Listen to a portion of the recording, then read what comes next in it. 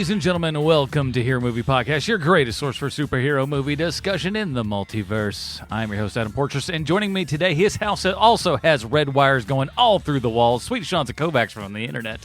Is that blood? What is that? And has he showed you his light-up hand yet? Bruce Leslie.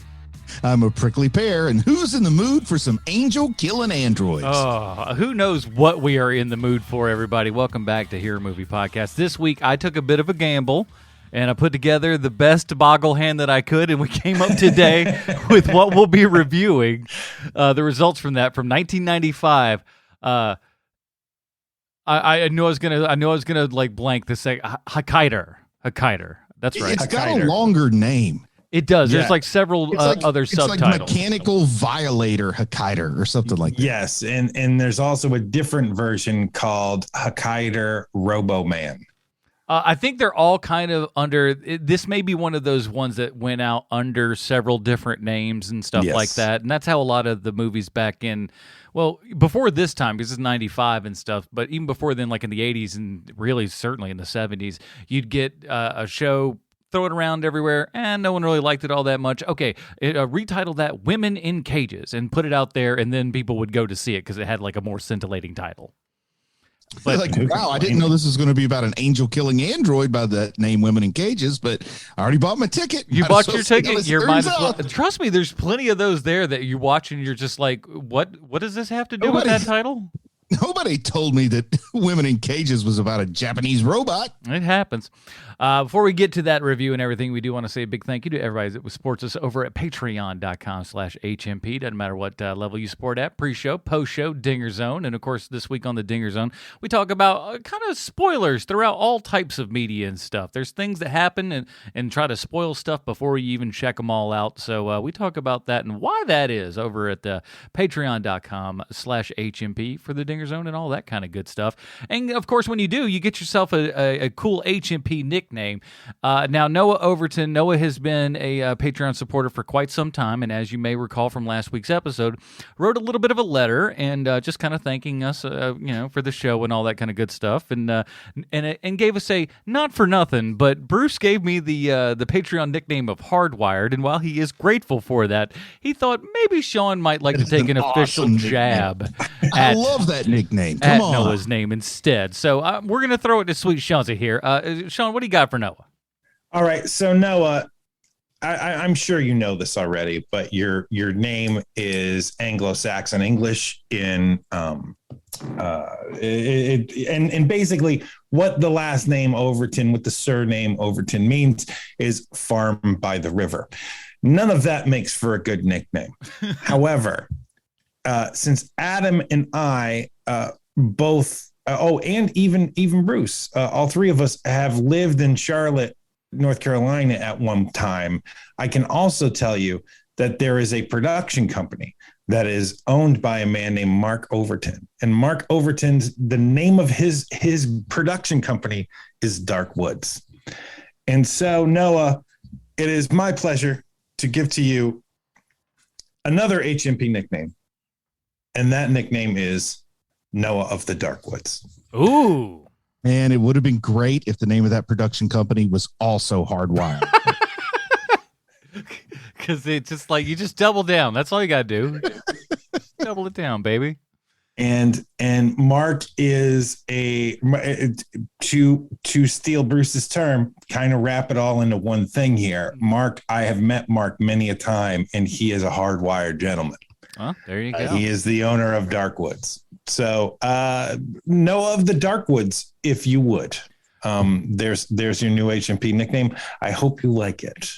I certainly like it. I hope he does as well. So if you want to get yourself an HMP nickname and all the other fun stuff that comes along with that, head on over to patreon.com/HMP today. We really appreciate it. And if you can't do that, jump over to iTunes or anywhere else that you review this show. Drop us a 5-star review, a.k.a. Humdinger. And if you, just steal your grandma's phone or something, like I said, it's not against the law yet. So as you can do, please go ahead, just steal someone's phone and give us a 5-star review. And say so in the review. That way we know that you've broken the law. It is pretty fun that way. Believe it or not, boys, here is an English trailer for our movie today. Nice. I am Hakaider, the one who destroys to bring justice.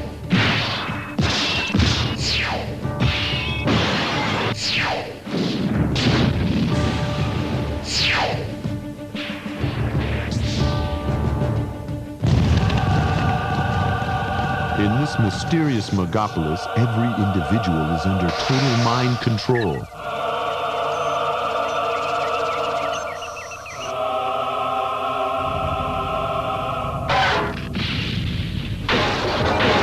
Hakaider, the Roboman, awakens from a long sleep.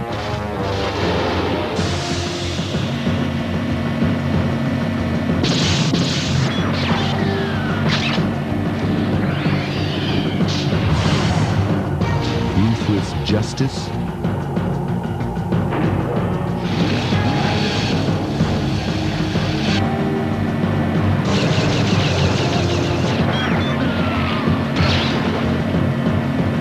Or satanic evil?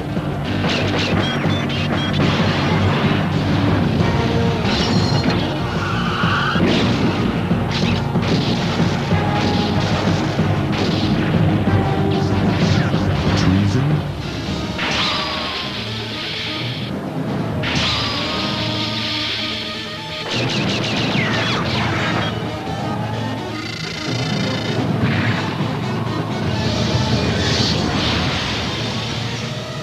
Or revenge?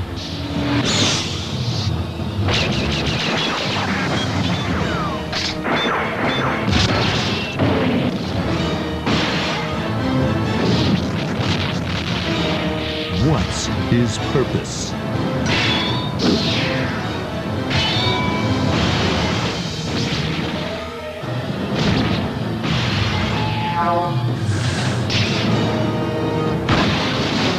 If this piece is fictitious, I shall destroy it.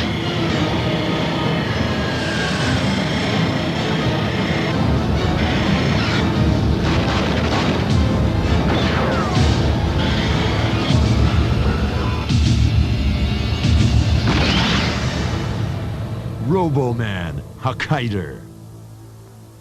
That was the trailer for Roboman Hakaider. There's 1,800 other different names for it. But I wish I would have seen that trailer before I actually saw the movie, because believe it or not, that trailer actually explained some stuff in the movie. And I was just like, oh, it'd have been nice knowing that when I went into this thing. But, hey, whatever. Hindsight being 2020. Let's do this. It's time for Bruce's Comic Book Connection. Oh, I threw him a curveball. I don't know nothing about nothing. Let's see where he goes with it. Well, Hakaider is a character created by Japanese television creator and mangaka Shotaro Ishinomori. Now, the character's primarily known as a villain in the Japanese adventure show Android Hakaider that premiered in 1972. It ran for a total of 43 episodes and was known as Hakaider, Android of Justice in the United States. As the title would suggest, Hakaider was the hero of the show, and the android man Hakaider was considered his younger brother and was created by a terrorist group called Dark, and its goal was to destroy Hakaider. Unlike the other Dark Destructoids, Hakaider is a cyborg, which I guess means he's got some human parts like a Terminator. In fact, he had a human brain transplanted into him and nearly succeeded in destroying Hakaider, except for the fact he had to keep taking breaks to get blood transfusions from the guy the brain belonged to. All pretty standard stuff, really, and 100% medically accurate. Now, when White Bone Flying Squirrel defeated Hakaider, they took the brain and gave it back to its original owner. Man, do you guys think there's a White Bone Flying Squirrel standalone movie we could watch? We should be so lucky. In the sequel show, Hakaider 01, a different guy's brain somehow wound up in Hakaider. I guess that would be one way to change an android's mind. Oh, and in case you're wondering, Hakaider likes to announce his presence by whistling. And speaking of announcing one's presence, Adam, do you have a list? They should have never gave this man a soundboard. If that comic connection was enough for you, let me sell everybody on this mid-90s Japanese, what is essentially a live-action anime, because this movie has everything. Like Hakaider, for example, looks like Guy Gardner if he was a cool Japanese robot.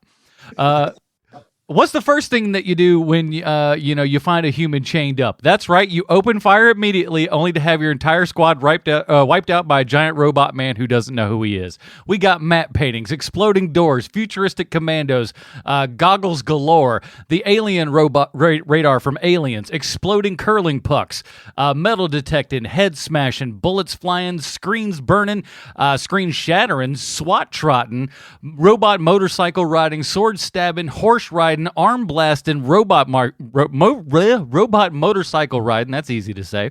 Blockade smashing, heads exploding, but don't worry, it turns into feathers because reasons.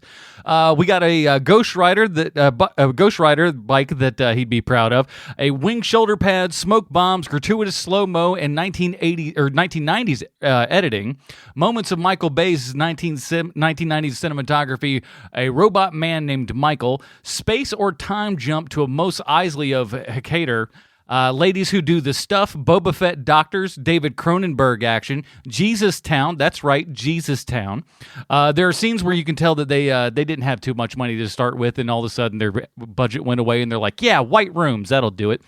We got a dude who dresses up like a straight-up anime character in all white, wearing gloves. He's got angel wings with something on his shoulder. You have no idea what it is. We got reject clone droids driving motorcycles, a lady chained to a tree, a bike chained to the ground, hot chain links, so much chain-related action in this movie. It's fantastic.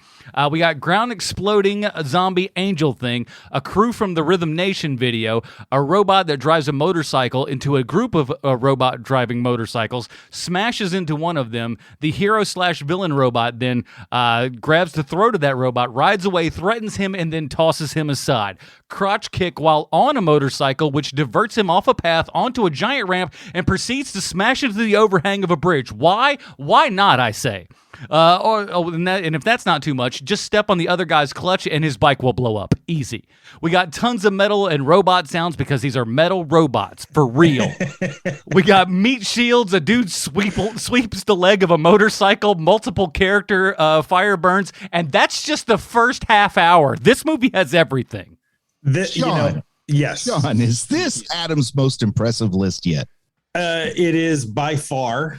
And Adam, I know what you were doing, and I commend you for it. Is in order to continue watching throughout, you wrote a lot of notes, which is great. That is how you do it. My first reaction to watching this movie is they might as well, when they went to America with this property, they should have just called it what it actually is, which is Sad RoboCop, because that is what this movie is. This movie is Sad RoboCop. Oh, that's a good point. I was thinking more like if Mad Max was a robot, but I like Sad RoboCop. Because you remember how RoboCop was such a lark?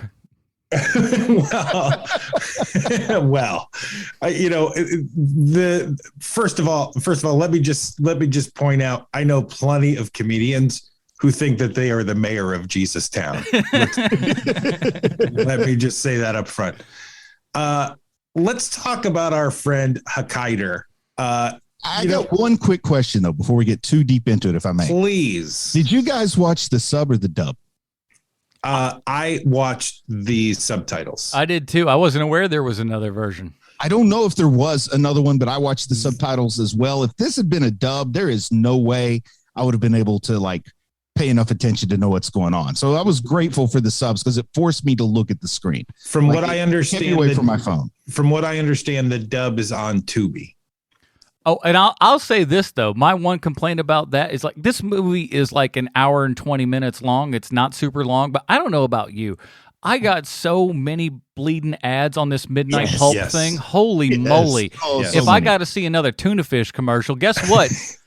Bumblebee Tuna, you ain't on the list no more. I ain't even thinking about it. I seen your name so much, I will spit in the direction of some Bumblebee Tuna if I see it in the street. I was getting a lot of Spanish language advertisements, and I don't speak Spanish, but from what I could tell, I think a lot of kids had cancer.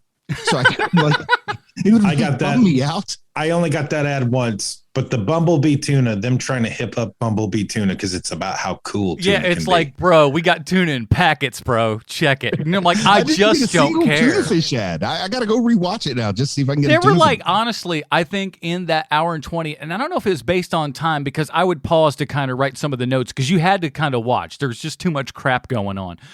So I had to kind of pause to write a note that if I couldn't bang it out fast enough while the movie was going. And so I'm like, I don't know if it's based on time or whatever, but those commercials were just all of the time. And this is half a review for Midnight Pulp to saying, I don't mind a couple of commercials, but my goodness, I shouldn't have to watch 20 minutes commercials. Don't punish me hour by 20. showing the same commercial also. That's the part that gets me. Guys, Throw some they're Empire giving you the carpets in gift there of or a something. Hakaider for free. The gift of a Hakaider for free. How dare you complain Whenever about you're eating a Very tuna good fish point. sandwich, think of a Hakaider. That's what Very I'll say. good point, sir. Very good point. I mean, how many people max do you think have ever watched Midnight Pulp? Like 10,000. They got to pack the ads into. I'm telling you, if cover they the don't paycheck of send the one us guy some, who handles the ad. if they don't send us some sort of bump after this episode, I'm not sure that app's going to be around for long. If I'm quite frank with you. Well, you got to think that most of what they have on there is probably free, or something that they bought in a package. They may be one of those forgiveness instead of permission apps. No. They put it on there until they get the cease and desist letter and have to take it down. No, the company itself is called Media Rights Asia, so that's all they do is just buy up properties and stuff, so they Sure. can smash them off elsewhere. So I gotta say, if we can get into the movie, I gotta tell right off the top, right? Like just as a general thing, my biggest fear was that I was going to start watching this, and I know that you guys have a soft spot for Power Rangers. Mm-hmm. I hate it. I've always hated it. I hate the aesthetic of Power Rangers. I hate the way that they speak to each other. I hate all of it. Master John, you hate that? Why? And so for this movie to be, first of all, subtitled and not have the English dub where, like the voices are terrible and there's a lot of people, like you have like 3 people doing all the voices for the thing. Having that gone, that was great. Having it be where, there's people who are actually trying in the movie, like the guy who's playing Hakaider, you can tell that he is trying to elicit emotions from you with his performance. Yeah. He's not successful, but it is one of those things, like there is something so charming about this movie in particular that it really surprised me just how much I enjoyed watching it. I'm not saying that it's the best thing ever made. It's not. It's a terrible movie, but there's something so charming about the whole thing. And there's something that feels like so otherworldly to this thing, where like so much footage of guy driving with a black backdrop behind him. There's so much of that, which is fine. That's what I mean. We've all seen an episode of Renegade. We know what that is, and that's fine. But like, one of the things that I really found charming about this movie is that they're not going to just feed you information of what you're watching.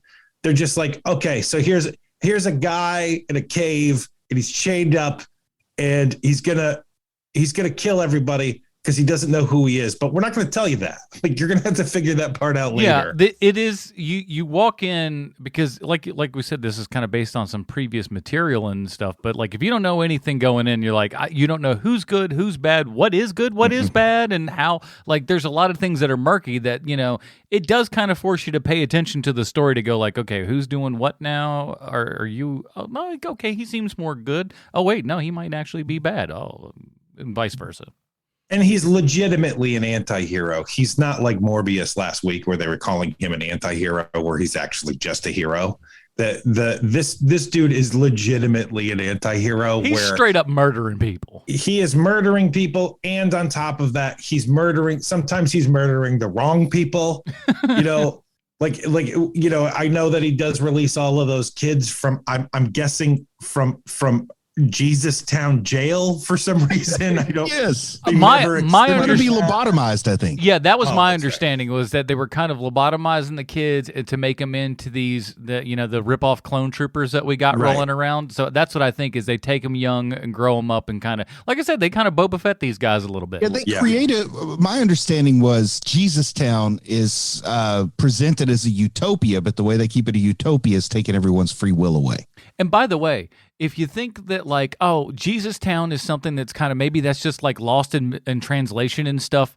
No, they're clearly saying Jesus Town like on like Yes. in the show. Like it's not Yeah, one of like those you things hear where they're Japanese words and then Jesus Town. They're, thrown in the they're middle. like, oh, you're not seeing like, oh, that's just something. No, it's Jesus Town, 1,000%, and it's weird and bizarre, And- but whatever. Okay, so I want to talk about Jesus Town a little bit. I want to talk about this movie in general, but I got to give some perspective. I remember watching I don't remember the name of the show, but some like reality show or something from the late 90s, maybe very early 2000s, where like there's this kid who was really good at business and he was giving business advice to adults. And the advice he had was, if you've already sold something, stop trying to sell it. And I got to tell you, you've got robots on motorcycles fighting each other. You've already sold it. So why add the angels? Like the angels were the bridge too far for me. Like if you're either going to see robots on motorcycles or you're not going to see robots on motorcycles. Angels does not sweeten the pot. In fact, it makes you confused once you're getting into the robot on a motorcycle story. Don't worry, there's a I- zombie angel too. I totally disagree with you, sir. It's the reason why I loved watching Dragon Ball Z in the late 90s when it first came out, because I didn't know anything about it. And so like I just one day randomly started watching an episode where like there's a guy who might be dead who's on a little planet and he's training for something, and there's a Cadillac, and there's what am I watching? It's just insanity, just pure insanity to me. And once, I started figuring out what was happening, I wasn't interested in it anymore.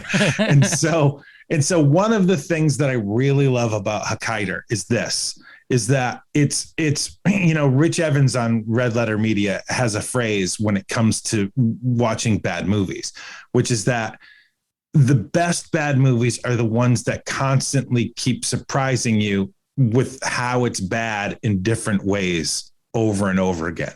And so that's what's happening in this movie. It's what makes it so great to me, is that over and over again, I'm watching this. Half the time, I don't have any idea what's happening. I don't care. I love it. The visuals are crazy. And then on top of it, they keep surprising me with new things. It's not just a dude on a motorcycle who's killing people. It's a dude on a motorcycle who then some girl falls in love with a robot man who might not be a robot man after all. And then there's two different versions of him. One might be good, but might be bad also. Exactly. And It's like they like, this one looks evil, this one looks nice, but are they either one of those things? so wonderful. And I love that the masks of both Sad RoboCop and Jesus Guy, they both look like Voltron. Like their mouths have the lips on it. It looks amazing. And that's exactly what I wanted to see. And I love that they don't move. That's I love that. They don't. And then spoilers everybody for Hakaider, but at the end of the movie, warning, we will spoil Hakaider, the Japanese masterpiece from 1995. At just so they keep up the insanity and make me go, what is happening? End of the movie, Hakaider has an arm cut off. He gets on his bike, drives away, and now he's a sad robot man again on the motorcycle. Both arms back. Arm goes back. No explanation. No problem. No explanation. Then cuts back to him being a skin guy, where maybe he's also a man, maybe, and that arm is back also. And so right at the very end of the movie, right up to the very last frame of this movie, I was like, I have no idea what I'm watching, and it's wonderful.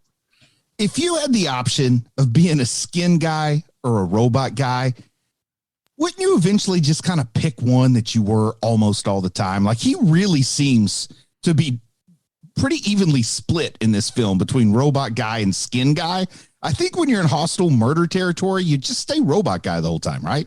Right. And the other part to this too is when you have a lot of talking to do, you want to, wow, that New England just came out hardcore. When you have a lot of talking that you need to do, that's when you're the man.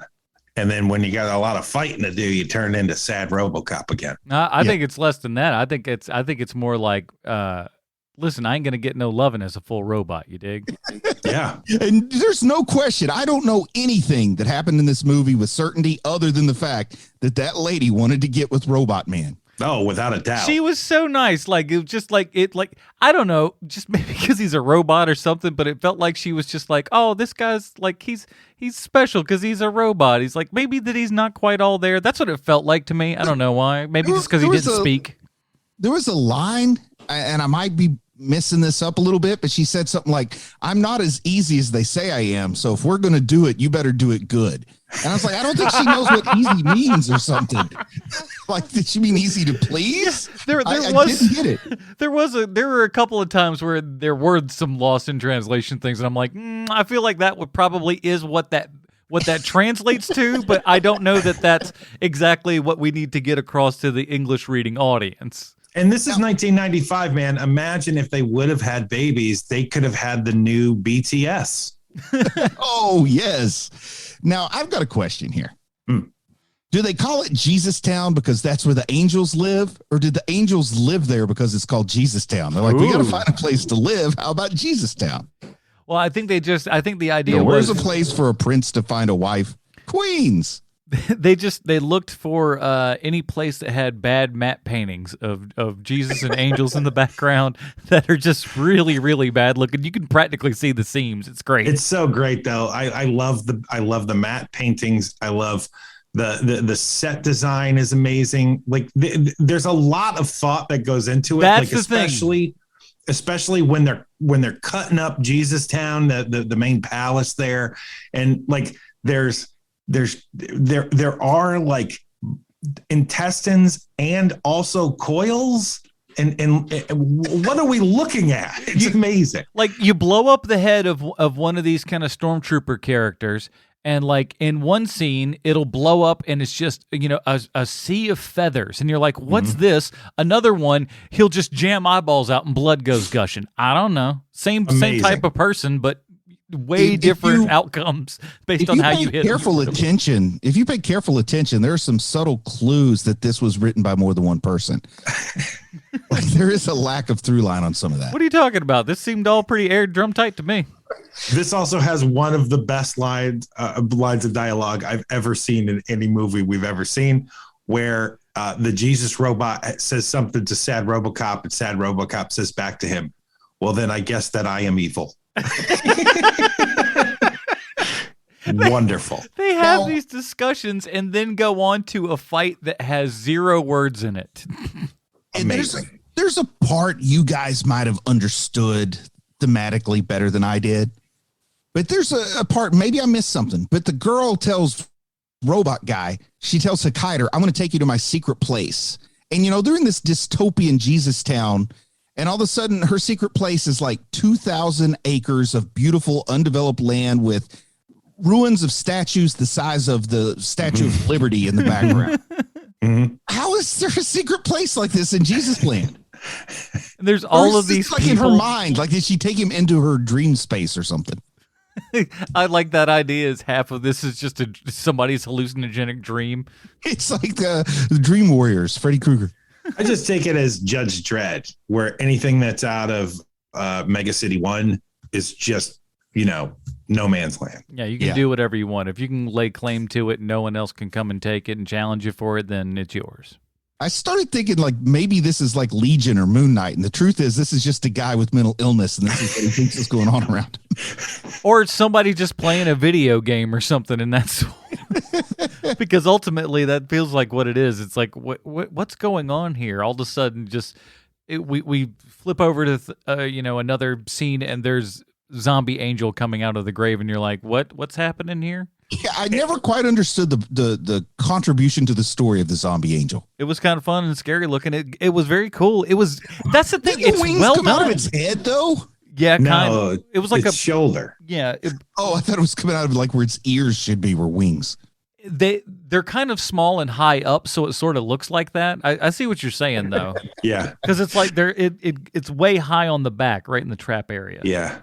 Strange. So I gotta say, we have a lot to talk about with this movie for a movie where there are huge swaths of time, and I mean like 10-minute fight scenes where not a line is said. Yeah, they could use some like Dragon Ball Z in there where they're talking about plot points and stuff as things are going on, so to give us a little something other than just two guys in little plastic costumes bashing the snot out of each other. Some punch position.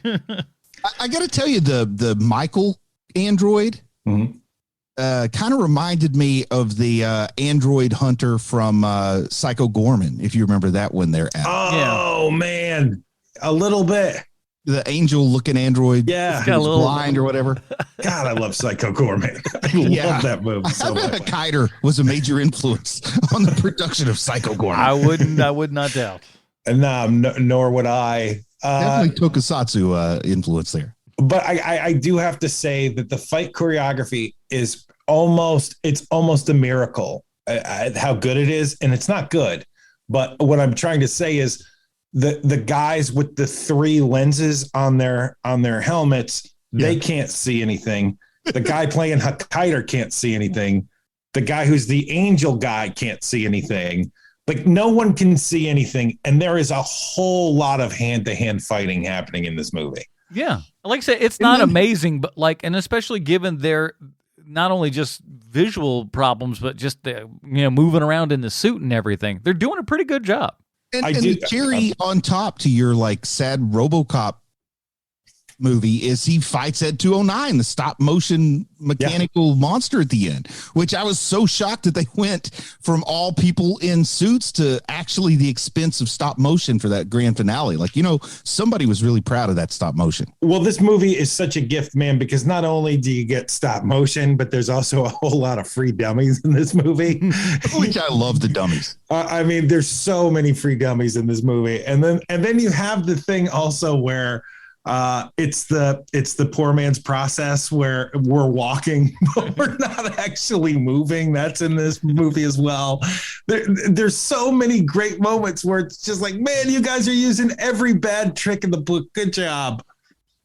And that's the thing. It looks like this doesn't feel like cheapo crap movie that they just brushed through as fast as they possibly could. Stuff was made for this movie. Costumes were made. A lot of costumes. I mean, with all the little kind of stormtrooper characters and stuff, they made a buttload of those costumes. And so you gotta have at least a decent budget to be busting out all that kind of wardrobe. And somebody really thought they were saying something meaningful. You know what I mean? Even though I don't quite think they succeeded in accomplishing their vision, you don't have Jesus Town and angels and lobotomies unless you're saying something about religion and stuff, right? Yes. And also, I mean, just the poetry of what the characters are saying, because you have the 3 guys, right? You got Sad RoboCop, you got Angel Robot. Those 2 guys are constantly soliloquizing at some point. And then you've got, for lack of a better term, let's call him Asian Adam Ant, who's the mayor of Jesus Town. Yeah. And that guy, you can't shut that guy up. He's just constantly talking about, how important it is that Jesus Town stays the way Jesus Town is, and why this benefits society and everything else. And you don't put that sort of effort ahead if you think that this is a something for little kids. Oh yeah. I mean, somebody thought they were really saying something here. Yes. He goes over to the screen and looks at the kids that are lobotomized, and it's just like, oh, my sweet little, look how happy they are. These kids just got the most dumbfound look on their face. It's like, oh boy. Lot of drooling in this movie also. That's how you tell somebody has had the business on them. They're like, oh, I'm not smart no more. Yeah, that's how you impress them. That's how you impress them. Rule. The motorcycle scenes, I love them so much. Man. Bruce, as our resident motorcycle enthusiast of the group, what say you on all this awesome motorcycle action? I'm going to say they did not use very many stunt riders. Yes. I think whoever was brave enough could do the scene. Yes. That's what I'll say about it. Yeah, there's a lot of production assistants on motorcycles in this one Just for jump sure. on Yeah. into that, you'll be fine. It's the most impressive thing about it is just knowing that even unimpressive things can be dangerous when you have no clue what you're doing. It's true. And I feel like yeah, some limbs were probably lost I mean, just trying to start it and run. the helmet's covering your face, so I'm not sure exactly what you're complaining about. It's all right. But my favorite really was kicking the guy, and then he goes over to a ramp that's made up and then smashes into the overpass. Yeah. And it's no other reason than like, bro, we got this sweet stunt we set up. It bears no bit to the story. That guy is super lucky that just before he hits that bridge, he turned into a dummy. I was going to say some of the best crashes were totally by accident. They weren't in the script. They kept them. They're like, ooh. Everybody else is like, but everybody else starts flying through. It's like no one cares. They're just like, nah, he's down. Just keep on rolling. It's just like that scene in Mad Max Road Warrior. I still have a problem seeing that scene where the stuntman misjudged the footing and he hits his foot as he's flying off his motorcycle. He hits his foot on like a car hood or something, and he just flips end over end. I still have trouble looking at that because I'm like, that there's no way that guy wasn't severely hospitalized after that stunt. It's one of those where it's like the guy took the injury, so you can maybe understand George Miller wanting to keep it in the movie, but there's like a sort of an ethical thing where it's like somebody probably might have even died on that one. You don't. Well, he's definitely not dead because he's in interviews. He's like, look, for 6 months, I couldn't tell you what happened for the next 6 months because I was completely blitzed out of my mind. Oh man, that's kind of a bummer. Yeah. I always tell people the movie to look for the outtakes and stuff for all these crazy stunts is Born to Fight. There's the scene involving a tractor trailer where you're like, how is this person's head not rolled over by a tire? It is like that kind of close. Unreal. Yikes. Just like, whoa, how people aren't dead. But Let's just say a guy was in the mood to do some bad special effects. Where would I pick up a couple of those dummies? You can rent them. I don't know if they'll be. I don't want to lose my deposit. Excuse me, sir. This I need seems to to have a buy lot me of some special effects dummies because I'm going to make nothing but YouTube videos of violent accidents where it's clearly a dummy flying off the top of my house. all charred Well, see up. what they're doing with all the old Super Dave dummies. Where are those at? Because the store mannequin just doesn't flop the right way. I've tried that. Do you Man, know? I love Super Dave. I love the concept of Super Dave. But you get the concept after that first episode. You know, even as a child, I was like, oh, okay, so I see what's going on. Oh, I don't know about that. I was always convinced at least one of these times something was going to work. Like I was that dumb kid of like, I think by maybe the fifth time, I think I caught on, but I was just like, oh, he's really going to do it this time. Isn't Super Dave's brother somebody with like a regular career? Like a regular Hollywood career? Well, Bob Einstein is brothers with Albert Einstein, who goes by the stage name of Albert Brooks. Okay, so I was thinking like you had a brother who was more successful. Man, Albert Einstein, why do you use a stage name when you got a name like that? Well, I mean, That Albert Einstein was kind of a known character at that point. Oh, imagine if I made a movie called Young Einstein, but it was all about a young Albert Brooks. if you want to see some of the funniest stand-up you'll ever see in your life, watch old Albert Brooks stuff.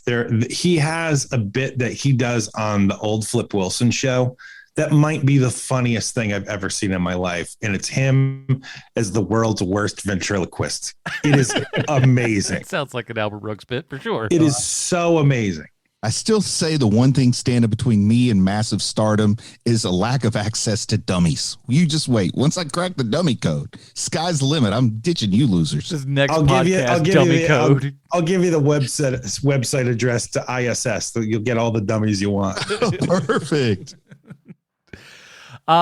Yeah, I think the biggest, if I'm to have a problem with this film, and I don't know that I do, uh, it's yeah, the story is a little bit all over the place. I learned a lot from the actual trailer and stuff that had the English dub. I was like, oh, all of these stormtrooper people were under mind control. It's like I kind of got that towards the end, but the first whole half, it was like you have no idea what any of this is. But isn't it way better when you don't know? Like I get so much more enjoyment by barely understanding what the filmmakers are trying to tell me. I think so much more enjoyment out of it. There's something fun about how your brain insists on like filling in the gaps. Yes. So like all three of us get see three totally different movies. Yes, because they're not telling you a whole lot. And the other thing about this movie too that I really dig is that no one is using half measures. No one is gold, or no one's sandbagging this show. Like everyone is going 100% trying to make this thing work, and it's one of the things that makes it so charming to me. When you see like super famous actors sometimes and they're just walking through stuff, it's the worst. It makes for a very poor, mediocre movie. Like it feels like for some reason, the only person who keeps coming up is Chevy Chase in my head. There's a bunch of stuff that Chevy Chase did after Fletch where you're just like, this is the worst comedy I've ever seen because that guy doesn't want to be there. Yeah. Yeah. And that's not happening here. The only time that like I kind of, not that this was his fault per se, I feel like it might have been somebody else after what we'd seen there. But our good buddy Yam 2, who was in Aquaman, his performance in Aquaman, I thought he was probably the worst one in there. I was like, look, his dad's running circles around him while he's drowning and stuff like that. I didn't think he did well. But then, come to other films and, he's actually quite a good actor. That guy's just perfectly fine. So, sometimes who knows what can bring around a horrible performance, whether it be actors or just, who they're, paired up with and what they've got to work with, I guess. But yeah, overall, the thing that's fun about this is, again, that we don't know where anything is going, and that's why I called this kind of a live action anime, because that's what I have like the more kind of anime that I go through over time. And Bruce, I want you to talk about this because I think that you, amongst the three of us for sure, in the past couple of year and a half, 2 years, have gained a lot more experience with anime than we have. Is that the thing that kind of brings you back to a lot of stuff? And the thing that I seem to like about anime now that I'm seeing it is that you have no idea where anything's going. There's no American tropes that just kind of pop up and you go, oh, well, here's where this thing is. It's all of a sudden, oh, yeah, and that person's a demon. You didn't know that for half of this thing. They have their own tropes, so coming from the West, it can be pretty fresh.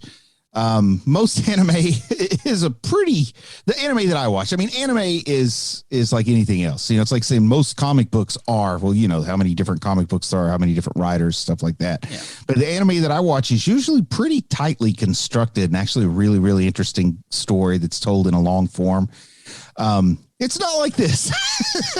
It's not like this. But yeah, there is definitely like a different set of tropes and a different kind of thinking and approach, and twists can be a big part of it. And it is a lot of fun. Because I'd mentioned it kind of, I think, off air. I'd watched that Jujutsu Kaisen 0, but I only kind of half watched it. And then because I was just sort of listening as things were going on because it was the dub, and there were just things that would just radically change, and you're like, wait a minute, what kind of movie is this now? All of a sudden, the temperature just changes all of a sudden, and then you go back to something else, again, and it's kind of those wild swings. And this movie kind of felt like that, where you're just like, okay, here's this crazy scene. The tonal shifts are a mainstay, and I think it's a little holdover in the media produced in Japan from the days where like you have to give everybody what they want with every movie and with every episode. So yeah, the tonal shifts are definitely a mainstay. So Bruce, let me ask you this question, since you seem to know a whole lot more about this than I do, but when it comes to female roles, is it still as bad as it clearly is in the 90s for for anime like that? Oh, there's still plenty of that out there. Is there still plenty of fan service out there? But then you get the cool stuff that comes along without fan service at all. Like in Attack on Titan, there's zero fan service. No, I know, which makes one of the reasons why I like that show so much. But that might make it a little bit less common. There's still plenty of it. Yeah, when you're watching something, you're rolling the dice until you got a few episodes under your belt, whether or not you need anybody else in the room when you're watching it. Because I don't know about you guys, but the second that girl shows up and she falls in love with sad RoboCop, I'm like, well, she's dead. Yeah. I hope this never ends. Like, I always love when there's whenever anybody starts throws in the line of like, this looks like the beginning of a beautiful friendship, or looks like smooth sailing from here on out. You know everything's doomed. Yeah, I just 2 days to retirement. My wife just had a baby. Can't Bye, wait, guys. I just called dibs on her secret place if I'm living in that dystopia. All right, before we get to our do we have anything else? I really don't. I mean, I think we gave this movie an excellent treat. Because here's the thing, like we said, you can try to go over plot points and stuff, but you're not gonna understand anything. It's weird, it's bizarre, it's a clump together of this crazy Japanese amalgamation of just stuff. And I don't know. To me, it was awful fun. Before we get to that full rating and everything, we do have to ask ourselves one very important question: is how this wacky Japanese sci-fi action movie relates back 1-to-1 with Sylvester Stallone. Why, thank you, Adam. I have a prepared statement. Good luck. Oh, this one was a lot easier than you think. Mr. Sylvester Stallone, this week's Stallone Connection has me pretty excited because for the first time, I get to talk about something I never get a chance to speak about on this show, and especially on the Stallone Connection, and that's the topic of love. You see, it's like this. So even though we didn't watch the English dub version of Hakaider, there is one out there somewhere, and in that version, the voice of Kairu is played by voiceover talent Michelle Ruff. Michelle Ruff is the Stallone Connection this week because her very first job was doing additional ADR on a movie called Ants, starring you, Sylvester Stallone, and sex criminal Woody Allen. But the reason why this week's Stallone Connection is a love story is because Michelle Ruff is married to a man named Eddie J. Correa. They've been married since 2017, which might not seem like a long time because that was 6 years ago. But go ahead and ask my ex-wife if 6 years is a long time to be married to someone. My guess is she's going to say way too long. But anyway, through some digging, it looks like Michelle Ruff and Eddie Correa found each other while working together doing ADR work on the animated movie Lupin the Third: Blood Seal, Eternal Mermaid. Mm-hmm. He was the dashing sound mixer and Michelle was the coquettish voice talent.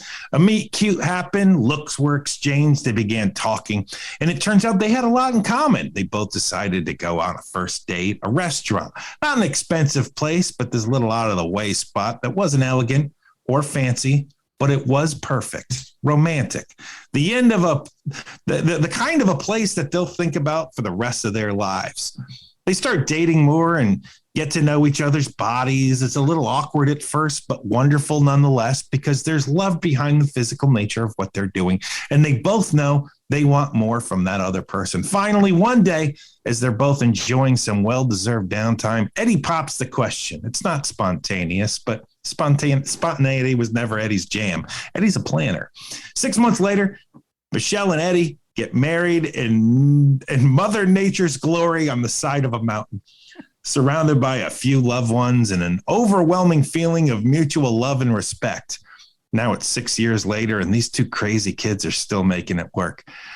They're considered the first family of ADR work, at least by me, and I wish them all the best. Congratulations, Michelle, not only for your successful marriage to Eddie, but also on being this week's Stallone Connection.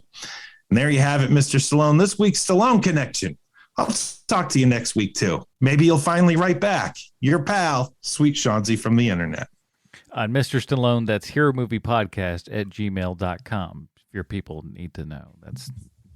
I'm sure he would dictate the letter. Wouldn't you think? Sure. Susan, take a note, that kind of thing. Oh, of course. That's what I figure. He's got to have one of those things going on. All right. Over here at Hero Movie Podcast, we have our own patented Robin rating system. If you'd like to check that out, head on over to the subreddit, reddit.com/Hero Movie Podcast. Bruce, where does Hakaider land on the Robin rating system for you? Sean, you mentioned Lupin the Third. Mhm. There was a story arc in Lupin the Third where they came to Los Angeles and they worked with a boy detective who rode a skateboard, wore a trench coat. The boy detective had a glass eye, and his name was Belanco, son of Columbo. That is your anime fact for this episode. I Son of love Columbo, everything you Belanco. just said. I love everything you just said. The kid inherited the glass eye. That's what's so great about it. He was like a little Peter Falk. Oh, what am I rating this? He's man? wearing a coat. Yes, he's got the trench coat and riding a skateboard. Wonderful. Just one more question. Okay, so, man, how in the world do you rate the experience of Hakaider? I guess I'm just going to say Damian Wayne because I think it's going to be polarizing. Like, you're either going to think it's an interesting way to spend an hour and a half plus 70 minutes of commercials, Yeah. or you're going to think it was a waste of your time. Like, there's not going to be much in between, which is weird that I give it the in between rating, but I think it's going to be polarizing. It's an interesting experience, but not one for everybody. Damian Wayne.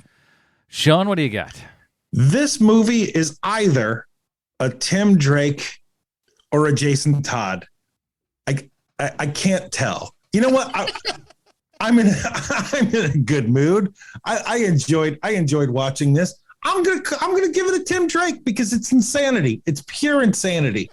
I have not gone what as many times as I have watching this movie.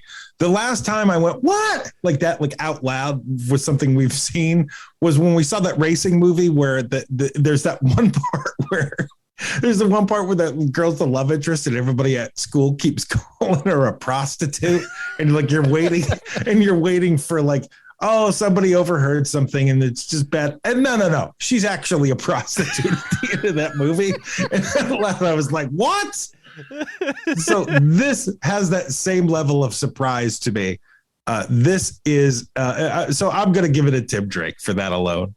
Yeah, I'm 100% on Tim Drake. This show is great. I had such a stupid fun time with it. Save for the commercials, Midnight Pulp. We want to do more things on your app. For the love of my sanity, could you cut back the commercials 25%? Enough with the Bumblebee tuna. We've had enough of it. I've had it up to here with the Bumblebee tuna. So just I hope they offer to sponsor this show. listen. If you put enough money in my pocket, Bumblebee tuna, I will sing your praises. We will I'll make. play mahjong with a cool looking old Asian lady also while wearing sunglasses. I'll be in that commercial. No worries. We will make Midnight Pulp look like, just no, it's not even close. We just so Bumblebee Tuna, Here Movie Podcast at gmail.com. What did the Bumblebee people actually say? That'd be hilarious. They're like top 3 at best. Oh, are you? Please, top 2. No, I like Starkist and Chicken of the Sea, both better than Bubble. I'm gonna throw Chicken of the Sea. Chicken of the Sea goes down to 3rd place, and you know it. Come on. You got Starkist as your top. We all know that. That's all because Charlie Tuna fandom. Well, Of listen, course. it is what it is, baby. You go with what works, and that it's been working. Then you got your Bumblebee. Then you got your Chicken of the Sea. Get out of here with your Chicken. Come on, the tuna I wearing was- a beret. How do you beat that? You don't. I always thought the mermaid on Chicken of the Sea was cute. I did when I did the retro horror screenings for the theater in October, I put together all of these retro commercials and stuff. And there was one when I was doing from the 50s where there's a Charlie Tuna commercial from the 50s. And he's just like, go watch those super old commercials, the ones in black and white. You're going to be like, what? This is what they sold people on? Isn't it? Wasn't he originally an impression of someone? I'm not exactly sure who he's It supposed sure to be. feels but like it with his horn rimmed glasses and his beret. It sure feels like he's supposed to be somebody. Basically, it's the idea is that there's this burnout tuna that won't get picked. And that's what's kind of the problem. He's just like, hey man, I'm gonna get up there to the stock case. It's gonna be the best, baby. We're gonna do it. And then it's like there's like a hook comes down with a sign on it that says all full or something like that. Like, we only pick the best tuna over here at Starkist. It's Awesome. Charlie Tuna was just kind of some stoner fish, I guess. I don't know. Apparently, Arthur W. Ferguson was a radio personality who worked under the name Charlie Tuna. Oh, there you go. And that's who Charlie the Tuna was based on, I guess. A burnout radio guy. It makes perfect sense. But yes, this is a Tim Drake for me. I enjoyed this movie. It's so stupid. But like I said, it is one of those that you will just continue to watch it because you don't know where things are going. Next thing you know, we're riding on motorcycles, and then there's a guy who's in some sort of a weird, pit of blood and wires and crap, and then the walls have wires in them with who knows. It's so bizarre and weird, but it's a heck of a lot of fun. That is available on Midnight Pulp right now for freezies, so go check that out. That will do it for this episode of Hero Movie Podcast. We'll talk about what we're doing next week in just a moment. But Bruce, where can we find more of your work on the internet?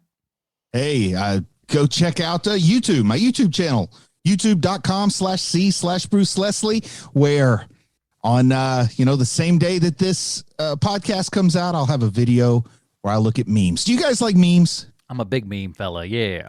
I'm looking at some Attack on Titan memes. I got a folder full of them, and I rank them from 1 to 10 on the dad joke scale. So you want to check that one out. Can I ask you this, Bruce? Because this is what I would do as if I was in your particular position. I would look to your kids and be like, you go get them Attack on Titan memes and put them all, like, you can have little producers. That's what I would do. If you're not doing that now, you ought to put that into practice. That way you don't have to look at any of them ahead of time, and they can be real proper reactions.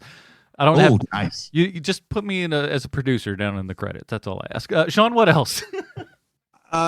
So we have a show called Moon Knight 30 Questions, which we will be recording right after we're done with this one and I take my dog outside. Please listen to that. Do all of those fun things. Check out the Film Find. Put out my review on Ron Howard and Clint Howard's new book, The Boys, a memoir about Hollywood and family. So go check that out. And I got a huge episode where I'm going to be talking about Sonic and Sonic 2 and Ambulance and 2 Nick Cage flicks that I ended up seeing and stuff. So I got all kinds of good stuff. Giants things over there at the Film Find. Go check it out. That'll do it for this episode. Join us next week when we're talking about Painkiller Jane from 1995. It is on Tubi right now for the next little bit. We don't know when it's expiring, so you better watch it now. And when they see the that uptick for Painkiller Jane, maybe they'll keep it a little bit while longer. You know what I'm saying? Give them that HMP bump because it could leave at any second. We don't know. But we'll be checking that out. Painkiller Jane from 1995 for Sweet Sean's Kovacs from the internet. Bruce Leslie, I'm Anna Porters. Stay super, everybody. I'm Artie Navy.